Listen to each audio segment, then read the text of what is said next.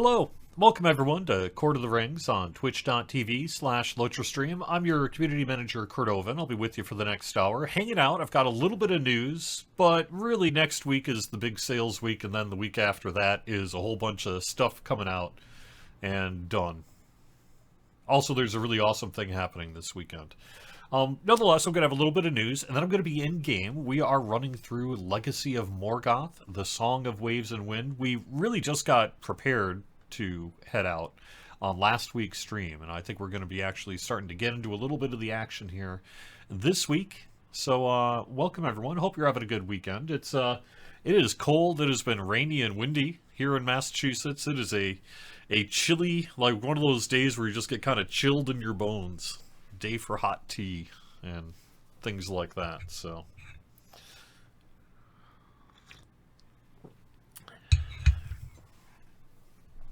it's been a busy couple of weeks, however. So let's get to a little bit of news.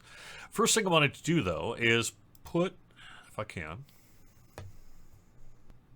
I'm going to try to put this up on the screen because basically the big. Here we are. Big news is this, which is that Mines of Moria is arriving to Angmar and Mordor on December 4th.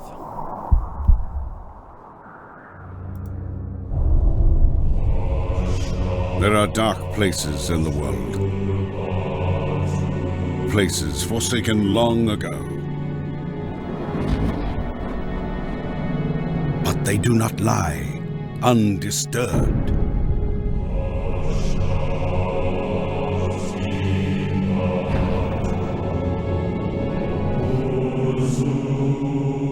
Men and dwarves dread the name Moria.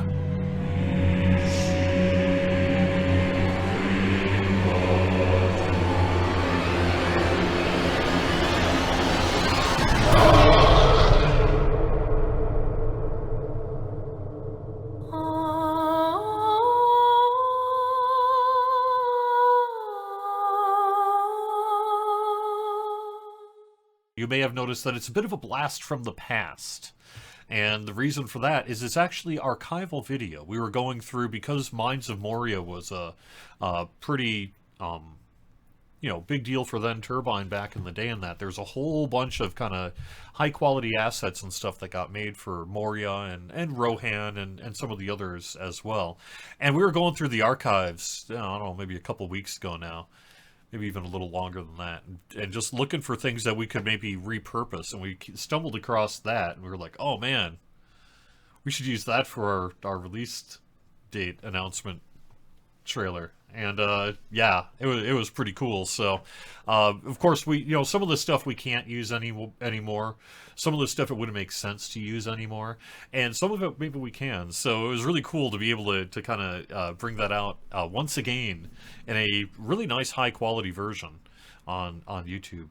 So that's there. But yes, that is the news. So December 4th, Mines of Moria is going to be arriving on Angmar and Mordor, but not to leave out the other folks on Treebeard, also a legendary world. On December 4th, they're going to get a level cap increase to 105. So they're going to hit Far Norien in the Wastes. So it's all happening on December 4th. Obviously, December 4th is going to be a game update. So we're going to have some bug fixes in there. Some of the stuff that I know Scenario and Orion and others have talked about Vastin on the forums in recent weeks. Some of that'll be in there. And it's really probably our biggest release to wrap up 2024 here. Will be on December 4th. So fingers crossed, of course. But that's the plan. So next week is really going to be all about our Black Friday sales and our holiday sales. We've got deep discounts that I can't even hint about today, sorry. But we do have things in the works. And that'll go live next week. Stay tuned on timing. At the moment, this stuff is set to go live. Sorry about that. This stuff is set to go live on. Oh man, sorry. I just got a bunch of texts and about the mute issue. Let me go take care of it. What was I saying?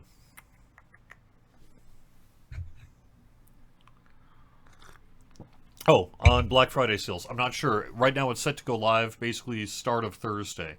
I know historically sometimes we've pushed it out on Wednesday afternoon as well. I'm still need to talk to the store folks about that and kind of see what we're going to do. But either way, we're going to have announcements next week about our Black Friday sales. There'll be some deep discounts on some things you would expect and some things you might not. So it should be a pretty good Black Friday holiday sale. And that, of course, kicks into our December sales as well, which is also a pretty big deal for us. We tend to offer, some of our deeper discounts of the year during a series of special sales here to round out the end of the year. So if you've been saving up, we're going to do our best to make it worth your while.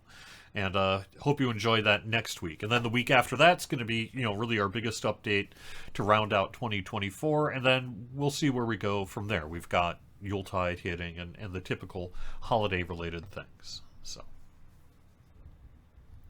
let me get to chat really quickly.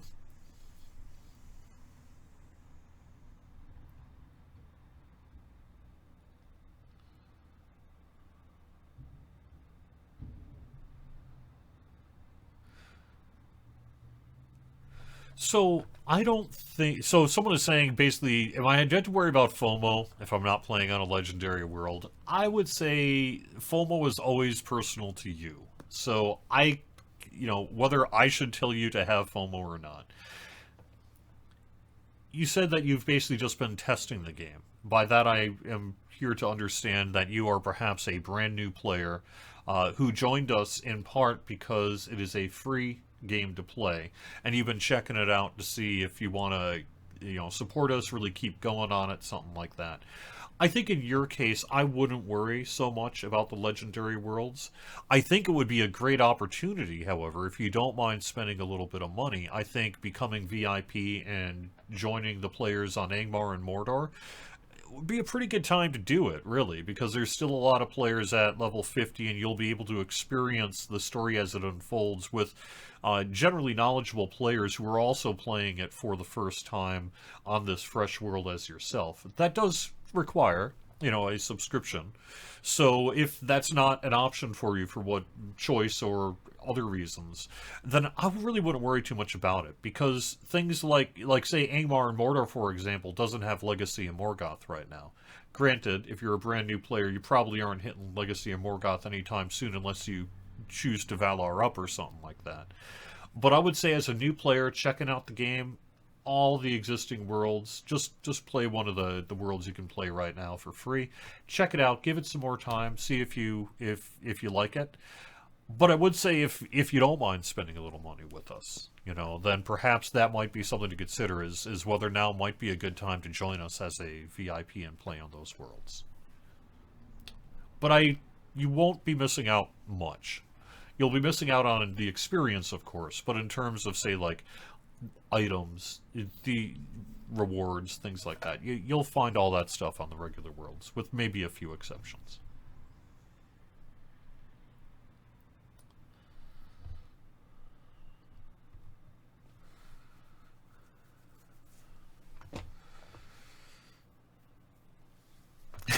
Is anyone quietly amused by the flames emanating from head effect? I kind of thought that might be funny. I kind of did that on purpose, but also it was by accident. Because the other thing is I wanted to have a small cam, and I originally I was going to be like this, but then I just got sick of looking at myself, and I was like, oh my gosh, you call that a small cam? And so then I was just like, well, let's do that, but then that didn't look right either, so then I was just like, well, let's just roll with it, and have fire shooting out of my head today for the small cam scene. So there we are. Yep. Okay, what else do we have then for news? We have Mines of Moria, December 4th. We have Treebeard reaching Far Anorian, December 4th. I want to put this one up on the screen. This is a player-run event, and this is happening tomorrow afternoon. I myself can't make it. I already have plans for this upcoming tomorrow afternoon. However, if your plans, perhaps, might include some low-chur time, maybe you want to check this one out. This is happening all over Twitch, because it's a low-chur content creator hide and seek that's being organized by all sorts of streamers. Gantarin's one of the co-chairs of it. I believe Aubrey the Weird One is also a co-chair of it. But look at this list of content creators. And so if you're going on any of the Locho streams on Thursday or on Saturday afternoon, tomorrow afternoon, and you're seeing hide and seek, that's what's going on. Is some content creators are going to be doing the hiding, some are going to be doing the seeking, and it's really just a big social event happening on Twitch among just a ton of the Locho content creators tomorrow afternoon starting at 3 p.m. Eastern. So I myself am not going to be there, but I did kick them some codes for this event as well, and you can find out more about this over on the forums. It's going to be a fun time, yeah. Also, hello, Lost-Shire Hobbit. Nice to be there, or to see you here. What's the situation on Angmar Mordor with wraiths popping up in Moria?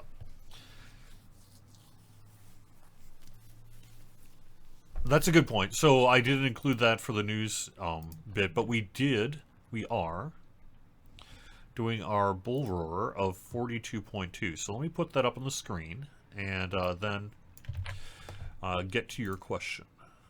I believe really the answer is, we certainly are keeping the Veil of the Nine mechanic through Moria, and it's a bit different this time.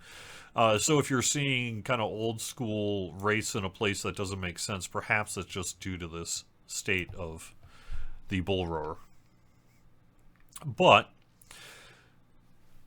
this week we did debut over on Bullroarer our Moria revamp. We had character copies, a pretty rare situation where we had one-way character copies to Bullroarer for this preview from Angmar and Mordor. And that was really to facilitate it.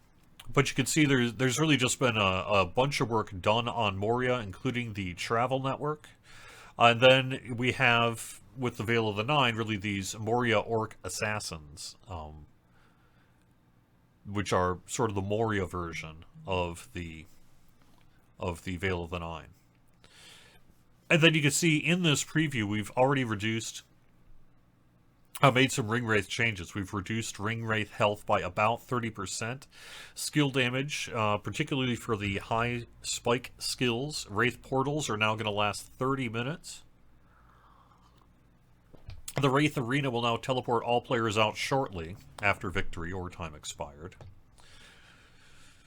And they go into a reasoning for that. Accumulated Dread no longer falls off with death. Glimmers of Hope no longer have a limit to how many players can use them. Glimmers of Hope now heal 10% morale a second. Arena layers no longer reset after victory, but should shut down quickly after players are gone. And that's a performance thing there as well.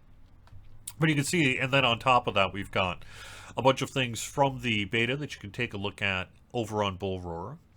A little bit of work on classes, quests, deeds, instances, including the new instances that debuted here.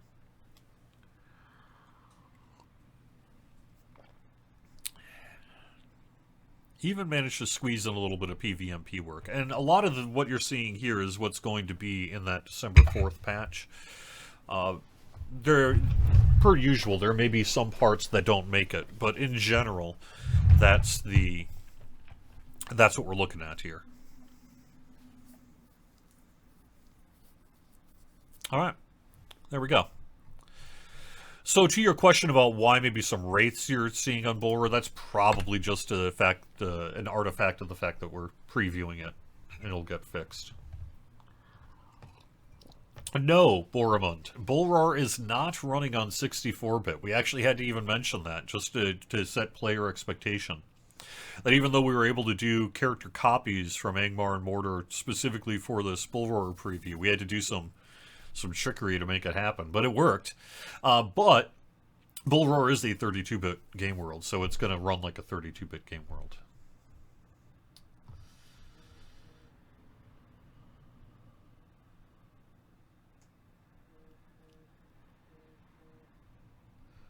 All right, well, I think I've caught up on chat. Let's see what else I need to mention in terms of news. We do have next week, our bonus will kick off on Wednesday rather than Thursday, so on the 27th, 10 a.m. Eastern. We have set to have a 25% loot box Embers and Moats boost. That'll carry through Sunday. And then the following week, so starting on the 5th, will be Hobnanigans. When I look at the public event schedule, I always get a little nervous because as we start heading into December, I'm like, oh my gosh, I have so much work to do. Because I have to tell you, maintaining this public event schedule, thankfully, Tiber in particular is a lifesaver. Tiber really helps manage with the world event system, and I'm mostly do the publication of it. And doing the publication of this in English, French, German is, you would not think it would take that much, but you would be wrong. It turns out it's actually a ton of work. It's less work than it used to be, but it's still a bunch of work. However, now that we're heading into December, I'm starting to look at, all right, well, I got how many weeks before I got to start making sure January's set? It may be after December before the full. It probably will be after December before the full year is out. But I'm going to try to put some track out before the end of the year. But as you can see, kind of looking ahead here, if you go to the public event schedule, let me call that up real quick.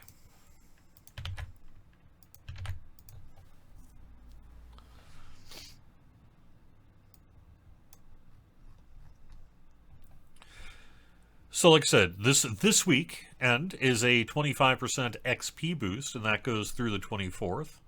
And then next week, like I say, Loot Box Embers Moats, and then 12-4, Treebeard Cap raised to 105.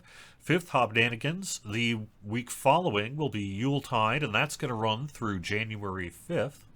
And then to round out our bonuses, we've got bonuses on Skirmish Marks, Crafting XP, Curators coming back from the 19th, starting at 10 a.m. Eastern through the 29th.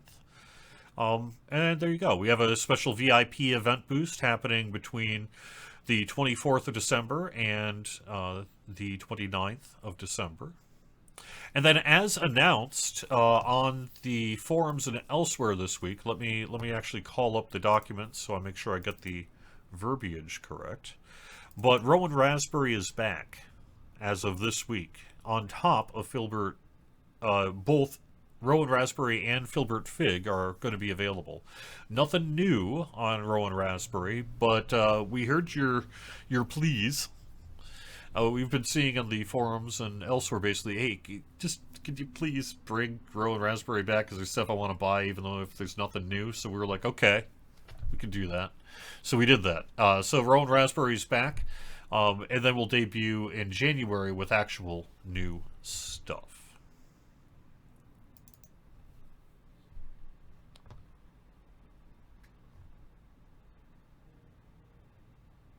And that will be through December 1st. That Rowan will be available. I would also just quick mention, you have plenty of time yet, but these Ikerbon Valley Leading the Charge deeds are available to earn through January 14th. So make sure you do get your Leading the Charge deeds done on those. If you are interested, you've got through January 14th to do that. All right. And before I head in-game, is there anything else I need to mention? I took care of it. There's a good post by Vasted on the forums about what's happening here with the Veil of the Nine mechanic. But since I just covered most of it in the Bullroarer release notes, I'm not going to repeat myself. Alright, well, I think that, for the most part, takes care of the news I could think of, so let's head in-game.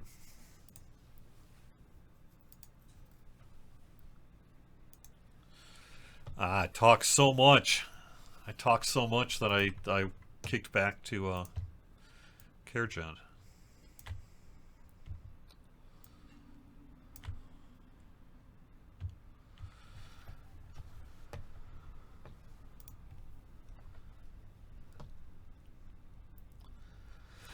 When can we get more wardrobe space? I don't know the answer to that question. I can tell you that I brought up that very concern to members of the store team during a work meeting this week. I was, come on, man. Make it happen.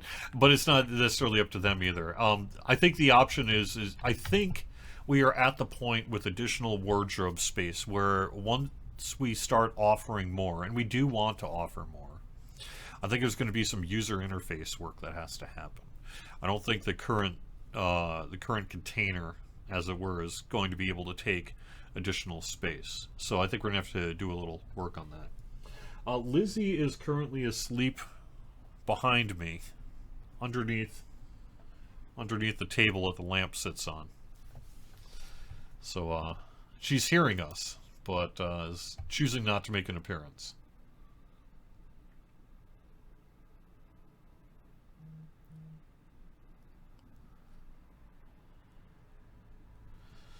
Okay, so we are on chapter 10.4 of the Song in Waves and Wind. Let me fix my audio.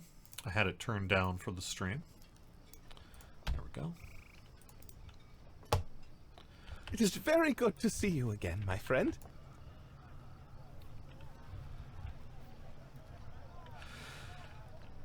Okay, so we're picking berries. What are we doing? We're picking berries. Steps to the east. Alright.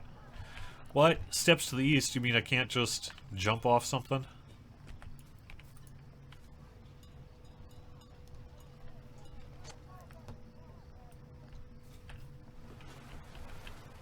A wardrobe. So, I mean, there's a part of me that, the idea of, like, kind of a collection panel for everything would be amazing, wouldn't it? I don't know if that's ever possible, but as a system, I think you like it, we like it. It's not bad. It works pretty good, does it not?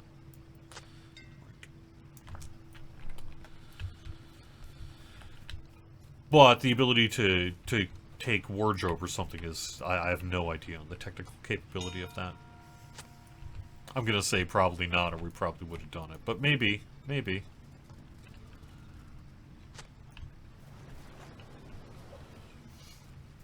Okay.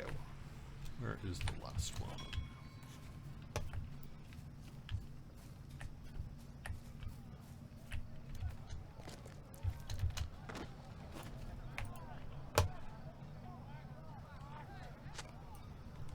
Yes, I too would like to have more outfit slots. I think in general we recognize that we could pretty much...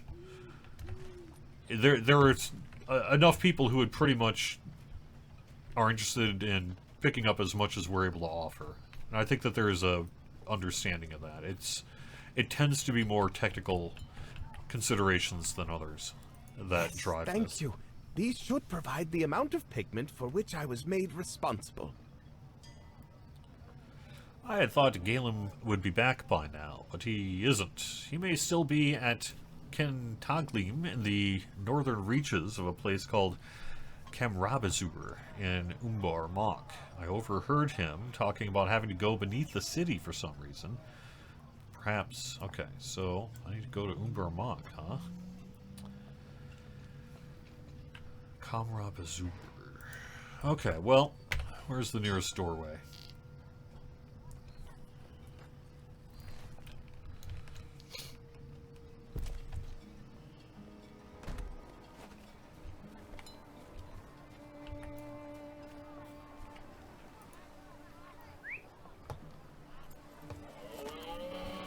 Right. I mean, I recognize what you're saying about, you know, maybe it was never crafted with its... You know, we pushed it about as far as the system was ever designed to go and then some. And so I recognize what you're saying. However, I would also say that it's popular and we would like to do it. So we'll see what we can do at some point.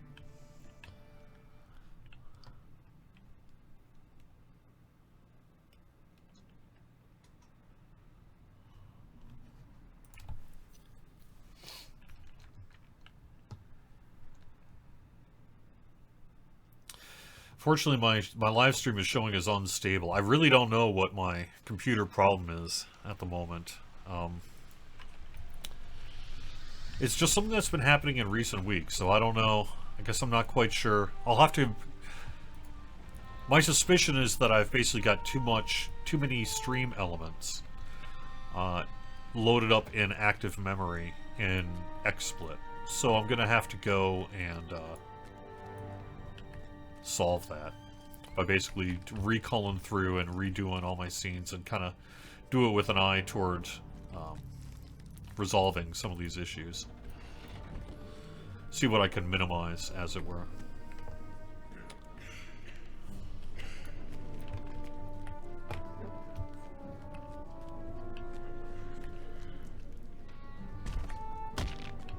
Ouch.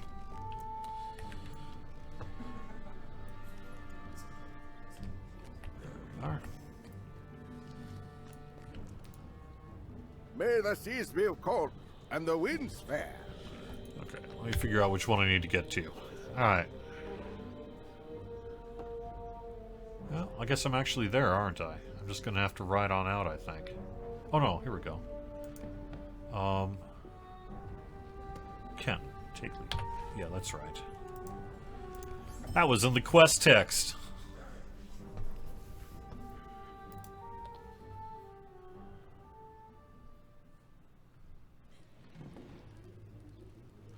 Yeah, I think that's exactly right, Druid's Fire. That's my first thing I'm going to look at is just how, but the thing is XSplit is only showing that I've got about 8 gigs of memory being used right now, which sounds like a lot, but I've got 32 gigs of memory, so, you know, about 25% of my current usage. Doesn't seem that bad. Okay.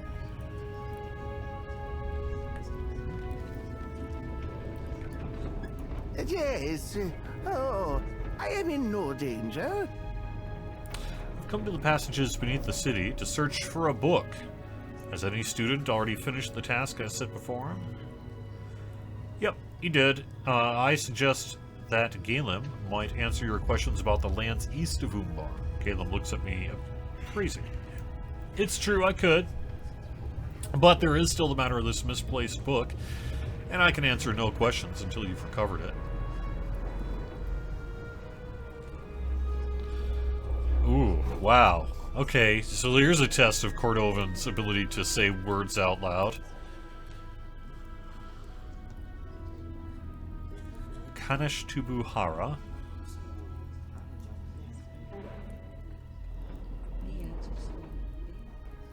Harkafar? Harkafar? Harkafar. Yeah, Harkafar. And Kamra Brazur. Okay.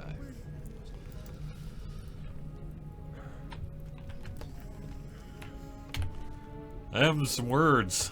Some crazy words.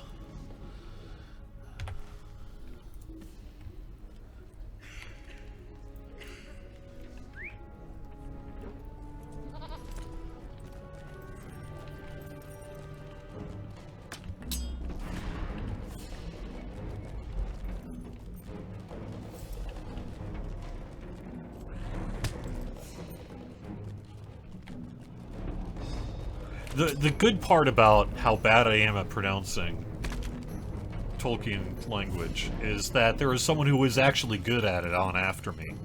So I can embarrass myself, but then I can be redeemed by the person following me on the stream who actually knows how to speak and say things like this correctly.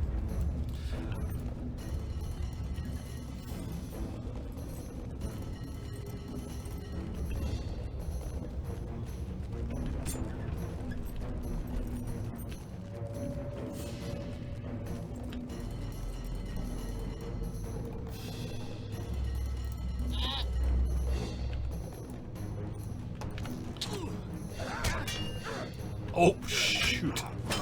I have my birding stuff equipped. Oops. I can't do that in combat. Well, now what am I gonna do? Darn it. Why do I always do this to myself? Alright.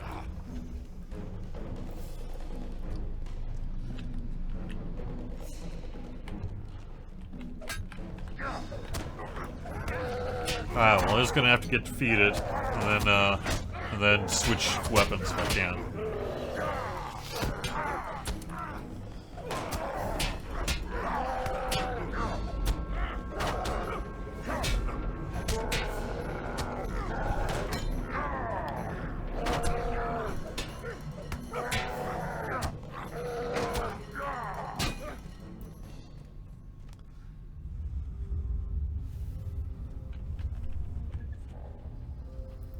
Giving it a second for them to de-aggro.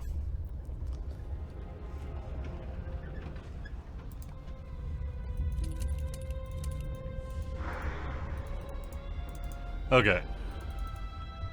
There we are. Okay, now I can handle this. Where am I handling? Okay, there we go. Haha! How the turntables have turntabled.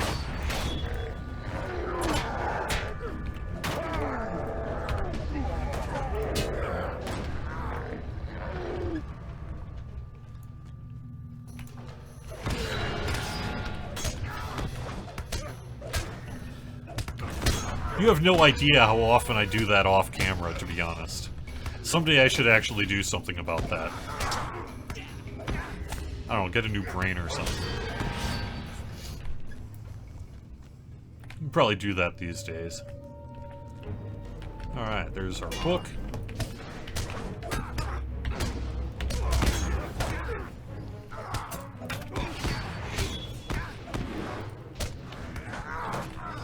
Yeah, that's a good point about the offhand.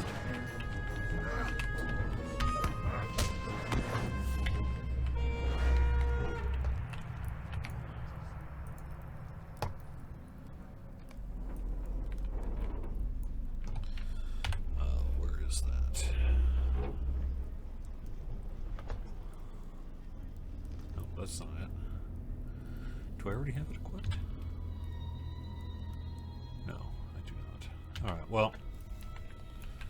Alright, well, I'll just sort that off camera. I don't know what happened to that. I wonder, I hope I didn't actually sell it. I might have. I think I might have. Oh well, I'll have to get something else. Yeah.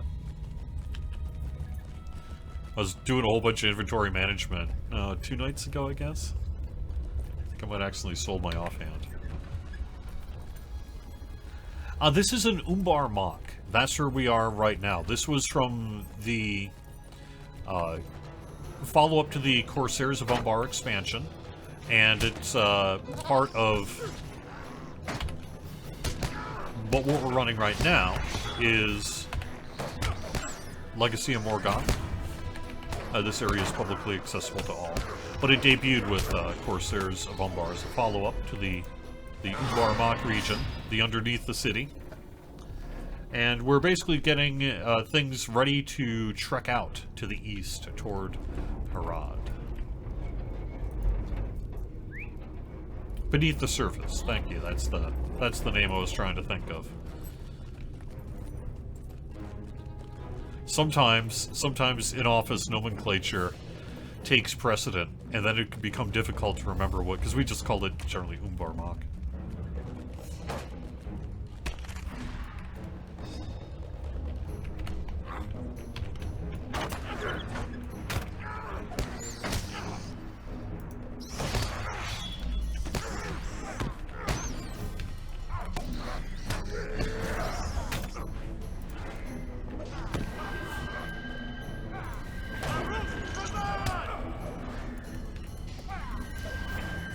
I did read on the forums that Orion did talk a little bit, not in specifics, but a little bit about the Hunter, that there is a plan, you know, in the new year to do some work on Hunter, and I know that that's been a popular topic of conversation on the live stream. We definitely know that you want us to get to that, and it looks like we will. I can also say that I've seen the latest set of a producer's letter, where our goal is to have... do I want to break news on this? I don't know. Let me think. So our goal is to move... We've done this in the past, although I don't even know how long it's been. But the goal is to move back to something like quarterly producer letters in 2025. And so I think the current plan is to try to get one out by the end of this year. And I'll talk in general about what's happening in the first part of 2025 at the very least. And I've seen a draft that Orion did of that. Some people are offering their own insight and input. These are group-crafted letters, generally. And getting our assets put together like the kind of chart that you're used to seeing. And I think where everything's looking on track. I mean, we certainly have plenty to do and talk about and get approved and everything else yet. But I think we're on track for a Smaller in scope, but plenty detailed. The producer's letter to be released by the end of This the year. is not the only time the hoolies from the arena have stolen away Kanash Tubuhara. Kanash Tubuhara. The legend of that tome grows with every passing year. For me, the technique is of no interest. I am attracted to the beauty of the author's prose. The name means Road of Bending Reeds in the language of Old Shagani. Thank you for returning it. Let us climb now to the surface and join my apprentice Kabar, where I left him in the Tor Gardens. Then I'll answer whatever else you want to talk about. I'm going to take the cheap route, just to save myself a little time here. Shmooze, I'm not really here to get into a debate with people about drop rates inside of the game. We are always paying attention to people's feedback on how often are they getting what they want. Are they getting what they want in the time they want? Do the best I can. That kind of thing. And there's always going to be give and take there. I think in general, part of game design is to create want, and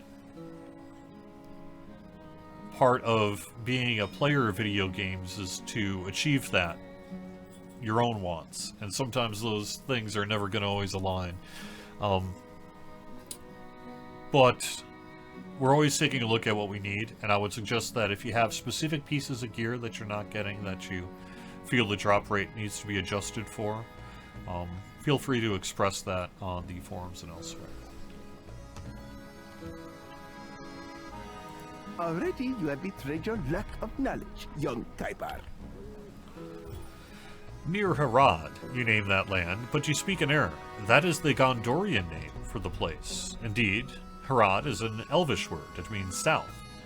Those lands are south of Gondor, and that relationship has been one of uneasy tension or of war. To the folk who live there, it's named Shagana, the fair land. But even that makes too simple of a more complicated reality.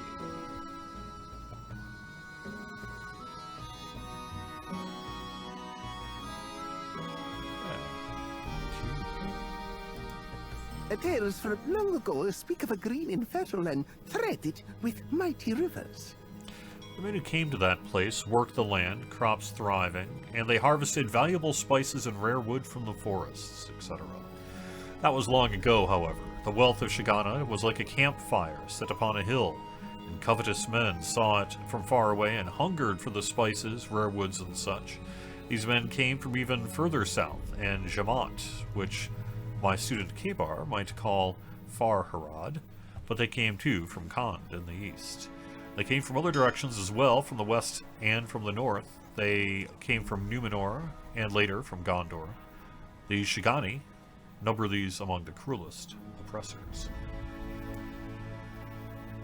I understand the actions of Gondor in the south may appear unjustified to the Haradrim, but none who joined the armies of Sauron can claim to stand on the side of justice. How can the people of Harad? Kabar sputters to a halt. How did the folk of Shagana come to stand with Sauron, Galen? Did they not oppose his evil? Were there none who fought? throughout the lands of the south, he was known as He Who Sees All, or Barhush. And he came to dominate various smaller kingdoms, and in time even the great empire of Ordak. Those who opposed his rise were slain in terrible number, and as the power of those kingdoms grew, so too did that of Barhush. Fewer and fewer stood against the might of this Dark Lord and his servants. You ask how Barhush came to dominate this fair land. That was the foundation. His church ruled through fear, but so too did it promise something the Shigani had sought for centuries: victory over enemies. Was it a lie? Maybe. And the execution of that lie would forever change the face of Sagana and the fate of the people.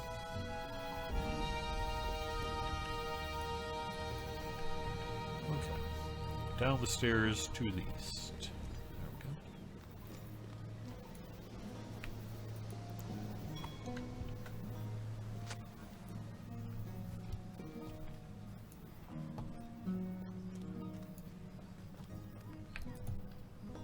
Thank you for this water.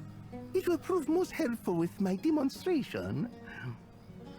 east and south of Umbar Baharbel, beyond the marshlands of Ambarul, there was a green and fertile plain called the Sugadin.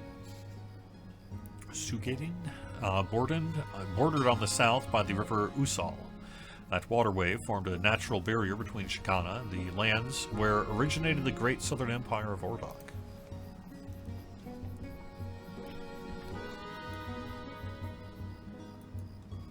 It is the most valuable of all the resources to be found in this part of Middle-earth.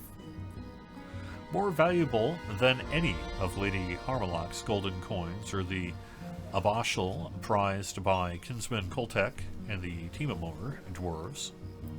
Water. Only with it can crops thrive.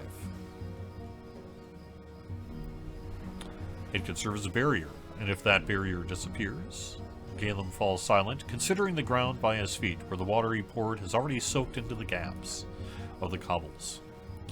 200 years ago, a terrible drought and famine fell upon the green fields of Sugadin, where once thrived the abundant kingdom of Nisaka. The river Usul ran dry, leaving only the arid and cracked channel that was once its riverbed. Desert named the Kud, and the fertile land on either side of the Usul became the Lakadin, the Witherlands. This distressing process came to be called the Great Dearth. The lands through which the Usul flowed never recovered. They will never be green again. It removed the barrier so the armies of the Ordokai marched north into Shikana and brought formerly separate kingdoms under the control of the Hul of Ordok and the Dark Lord he served. Most learned men believe the Great Dearth wasn't caused by nature, but was the result of Ordokai's sorcery given to them by Barkush. Ever was the Dark Lord seeking to remove the barriers between lands under his control. Can this be true? Can the sorceries of the Empire of Ordok truly have such an effect?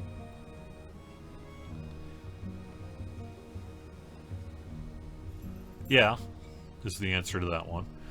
Kabar removes his hand from his eyes, now widened with realization. Caleb, have you ever heard of something called the Song of Waves and Wind?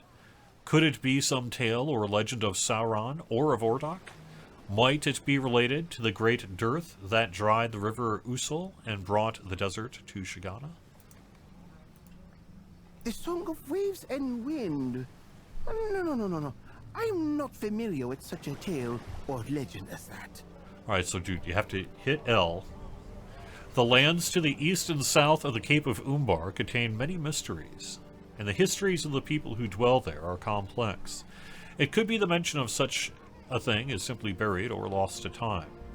If your travels bring you to these lands, listen to the folk who dwell there, for they will be better teachers on such matters than I. I sense now I've given you the instruction you sought, and I must take my leave. Maybe one day my student will be able to share with such knowledge as this with you. I think he just called us a dummy. I got a real great book for you. It's called Exploration for Dummies. Here, this one's perfect for you. Thank you for providing this helpful instruction to us, Shalim. Part of me wishes I could come with you on this journey, but a greater portion knows I cannot. We are returning to Darulaha. See how fare the preparations of the Kindred of the Coin. Okie dokie. Let us do that. Head up around if I can.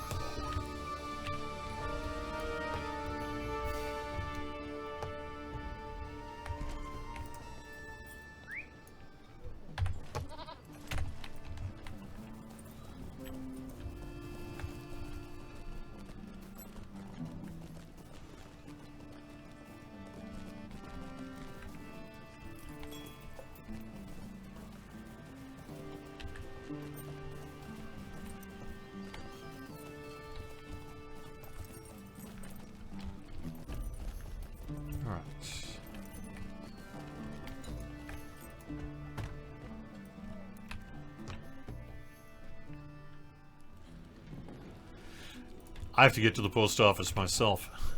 Yeah.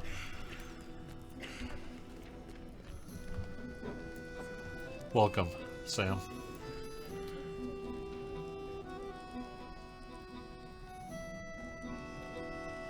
Oh, hey, so Moobot just mentioned the latest in a series of YouTube soundtracks. I wanted to let you know that one of my, we'll see, fingers crossed, but one of my plans, one of my plans is to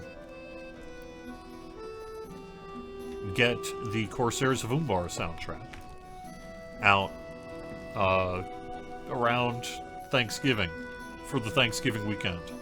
I want to do one on the DDO side and one on the Lotro side. And so far I'm on track to do that for next week. So if everything comes together and if Bill has enough time to kind of review the work I've done and things like that, we will get that out around Thanksgiving weekend. Could be that next week after if something comes up.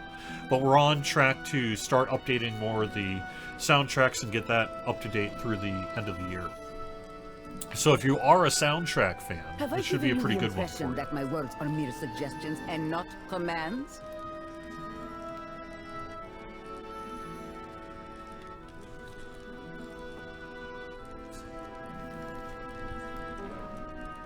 Have I personally tried the T3 instances myself? No. Not on T3. I'm not in general a big T3 player, but Hammerlock and Coltech speak of difficulties, but to my eyes, the sun shines upon our road. okay.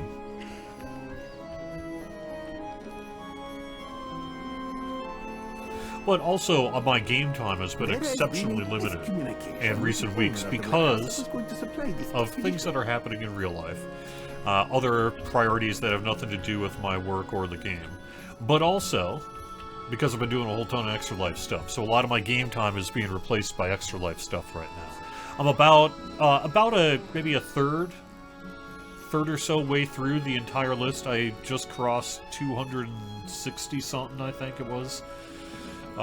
2 nights ago, and I'm going to be plugging away at that through the weekend. There's a chance I'm going to get everything done by the Thanksgiving break, but there is also a chance I'll be using the time off to just kind of watch some movies and get that done too.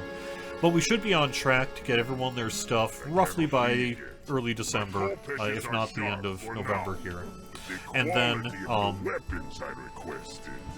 do the group giveaways, get those out in early December, and then largely be done with the Extra Life drive this year. So,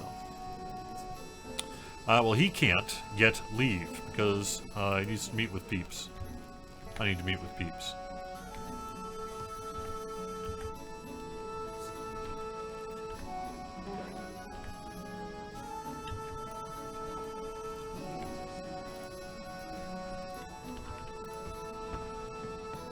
Yes, there is still plenty of time, Galdwin, to submit your SurveyMonkey survey. I'm going to be accepting donations and entries through the survey through the end of the year. Now, if you want to get in on the group giveaways, you've got through November 30th to do that. But if you don't care that much about that, then you don't have to, and you can get it in really any time. I will say this, however, there's usually a period of time in 2025, maybe sometime around the spring or summer, where I log into SurveyMonkey, which is what I use for this, to take a look at surveys, for some other survey I need to put together, and I'm like, oh, someone got back to me in like April? Okay, well, I get them their stuff, but I'm just saying, if you really want to get it done quickly, you should get it to me by the end of the year. But even if it's, well, I don't know if I want to say that this time, because I think we're changing survey providers. I don't think we're going to be paying for our SurveyMonkey subscription much longer. So I might be losing that. But I'll at least have a paper well, not paper, but formerly paper or digital document of it all.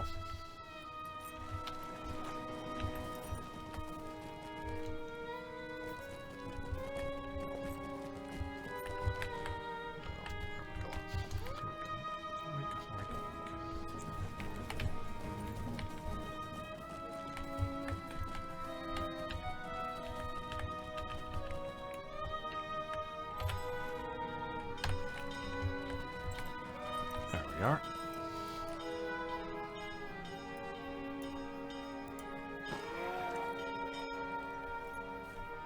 The Londor tells me the rest of our traveling party has been delayed. But they will join us when they can. I confess this small group is more to my liking, but will this endanger our success? Rothog and Koltek will join us when they can. For now, this will be our traveling company. Okay. Outside, the city was once alive with caravans, preparing to depart along the road of riches. Now there are few, for such trade has slowed to but a trickle. There should be a guard post east along the road. Let's go. Alright.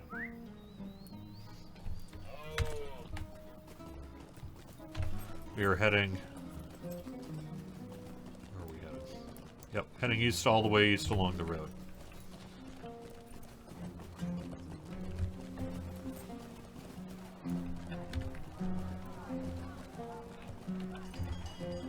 Oops.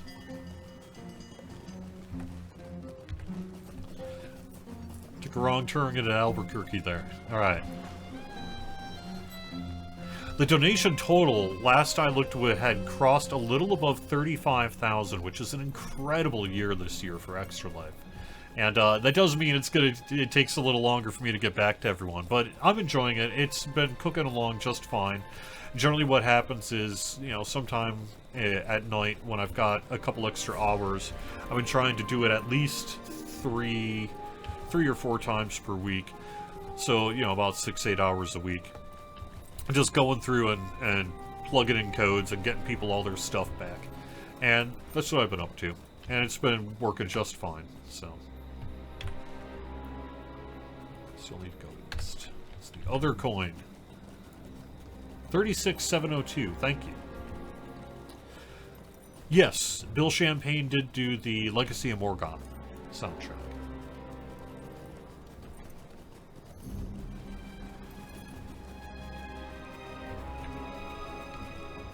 Where do you find the information about the donation and survey? That is over on Lotro.com. Just look for our Extra Life article and that'll get you all the info you need.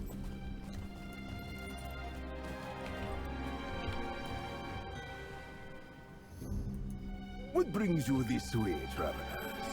The caravans have slowed in recent days.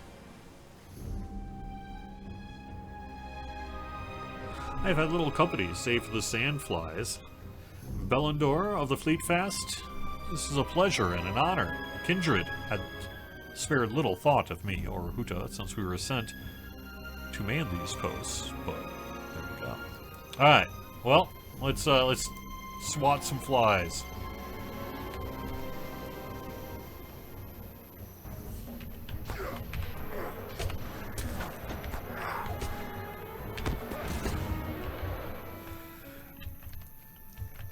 You know, every year, I guess I've been doing Extra Life for, gosh, about 10 years now, in one form or another. And one of the things that has changed really over that time is an expectation on how quickly the rewards will get to you. I've never been particularly fast with it, although every year I get a little bit better. But even so, you know, people who donated in late October are sitting here by, you know, week before Thanksgiving going, alright dude, what's taking so long? Well, it's a manual process of plugging in codes. And I've long had the thought that, you know, we could, so to speak, solve this problem once and for all. But really the only way to do this, that would be to not allow people to pick their own rewards. And that's been such a core part of the Extra Life donation experience that I am hesitant to do that out of fears of what it might lead. Plus, that means what? You only get one thing a year? Or what? I mean, how's that work? So, but the thing is, if there wasn't any choice involved, it could be an automated process. And so that is something that I've had to consider. It's like, well, if I've got a whole bunch of people saying, hey, can you get it? Why does it take a month, you know? Combined with sort of the extra work that's involved in distributing codes based on choice. And some thought has come up. It's like, well, like other games, like for example, EverQuest is also a Daybreak published game, and they had huge, just monster success this year, and Extra Life. But that would not have been sustainable if they were doing what I'm doing, not even slightly. So what they're able to do is really have a automatic distribution. And the thought, I've had some thoughts about whether we could do something like that, but I don't know. I mean, that's true too. You could do it with volunteers, but the problem is because we're dealing with personal, sensitive information and email address typically that people are sending my way, I have to be very careful about who can access it, how it's accessed, you know, what level of security is on the computer, and things like that. So the idea of, like, in theory, yes, it would be awesome to just say, get 6 people and knock this out in a couple afternoons, but there's some other things we have to consider, unfortunately. When is the Hunter rework coming? As it is still the worst DPS. Oof. Hunter's worst DPS in Lotro. Okay. Well, as Orion stated on the forums, just recently, that's in our early 2025 plan, is my understanding. And any more Rashid is specifics than right. that, go down to the Azagoth and Nikasi may travel more openly in the lands ahead of us.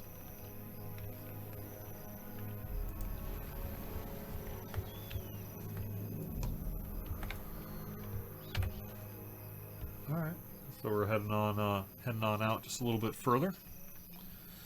Why don't we perhaps head there and then call it a shoot.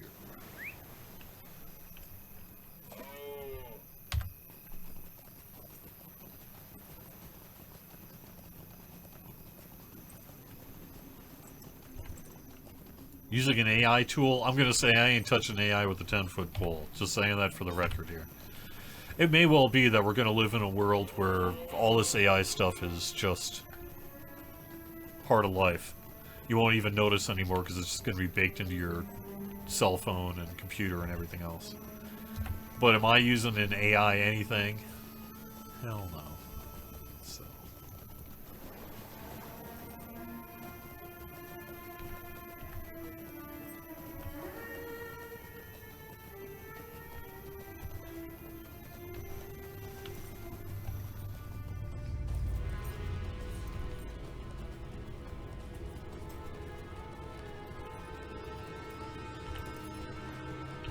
What server do I play right now? So, I am the community manager for the Lord of the Rings Online, so I have characters on most servers. Actively at the moment, it's 2-2. It's on Landreval here for level 150 content, and then on Angmar, I've got a character that I'm running through as well, and that character just recently maxed out off-camera because of the timing here. Maxed out off-camera got all the epic book stuff done, so I'm ready to rock as soon as Moria opens on December 4th. So anything I do on Angmar between now and December 4th will be shoring up my character, getting things done I didn't get done. I'll probably dip into some delvings and things like that, so.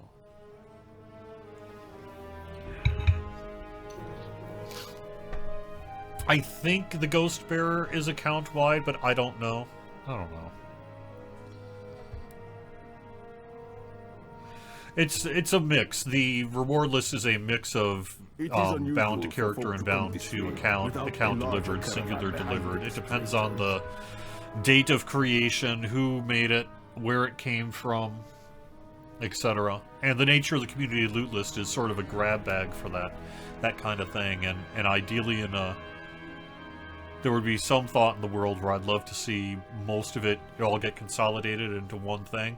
But I fear that the reality of that would be singular characters rather than account-wide. There's a whole bunch of considerations that have to go into it. And I know it's not something people like to talk about too much, but we do value items. So, for example, a portrait frame is worth X amount because it takes Y amount to do.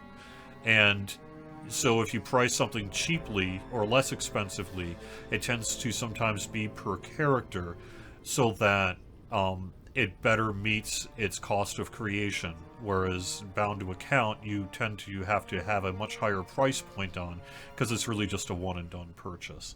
And so there's a big kind of give and take and game of tug-of-war sometimes that happens behind the scenes with this stuff. So generally the way I've best dealt with it for their additions to the community loot list, because frankly this list would be much smaller if a whole bunch of work had to happen to get onto that list. And so things tend to come to the loot list in whatever state they arrive in, and that is what they are.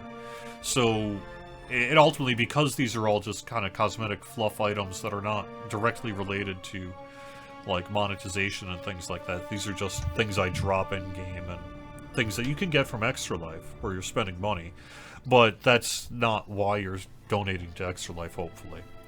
And it just sort of is in the state that it is. So I know it's confusing, I know some people find it a bit frustrating, but at the same time it's the process. Maybe someday there will be a process by which all this can take up a sprint of someone, or have, you know, an eighth of a sprint to someone's time or whatever, and get everything aligned, but at the moment, it just is what it is, and so I tend to not mark it.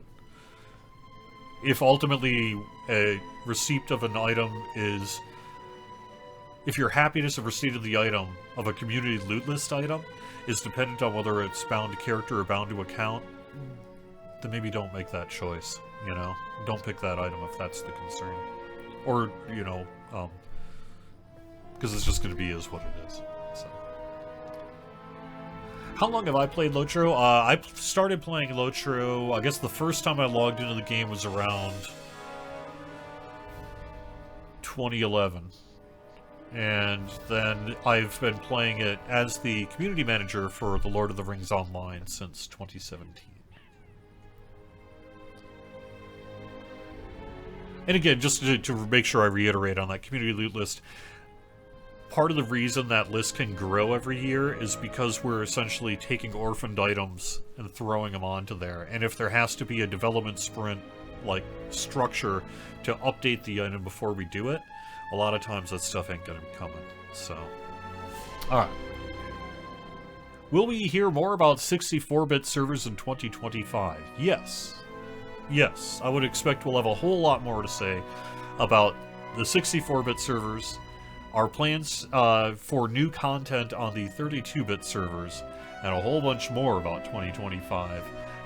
Hopefully before the end of the year here, this year. Thank you so much, everyone, for watching Court of the Rings on twitch.tv/LotraStream. I stream every Friday from noon Eastern until 1 o'clock. After me is a Tolkien professor with lots of lore, lots of cool Tolkien talk. And we have streamers all weekend long as well. You can find the schedule over on twitch.tv/LotraStream. Hope you have a great Lotro weekend, everyone, and I will talk to y'all. Well, actually, let me think about that now. I guess I probably have next Friday off. I'll probably won't be here next Friday. Maybe I'll get the bug and just do it anyway. But otherwise, I'll see you in 2 weeks. Have fun, everyone. Talk to y'all again soon. Bye-bye.